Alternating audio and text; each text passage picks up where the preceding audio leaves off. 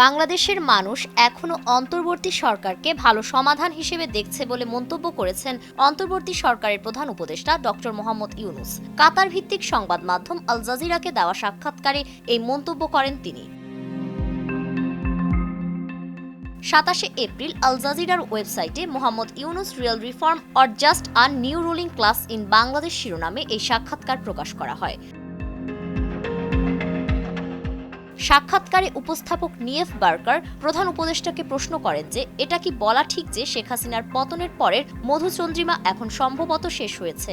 কিছু বেশ বড় চ্যালেঞ্জ রয়েছে যেগুলোর সুনির্দিষ্ট জবাব আপনাকে দিতে হবে।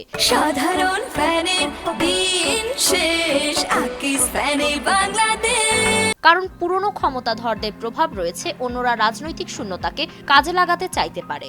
যেমন লাখ লাখ রোহিঙ্গা শরণার্থী রয়েছে, এর সমাধান কি বাংলাদেশ একা করতে পারে?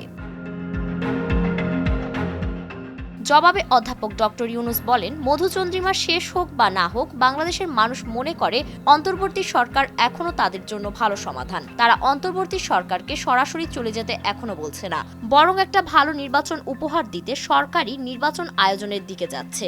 জনগণ তাড়াতাড়ি ক্ষমতা হস্তান্তরের কথা এখনো বলছে না।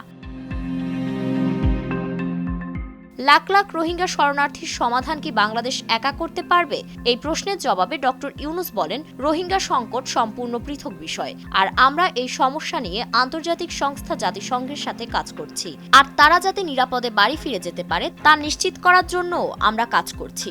আপাতত আমরা বাংলাদেশ ও মিয়ানমারের মধ্যে কিছু বোঝাপড়া তৈরি করতে চাচ্ছি, যাতে রোহিঙ্গারা দ্রুত তাদের নিজেদের বাড়িতে ফিরে যেতে এবং নিরাপদে পুনর্বাসন করতে পারে।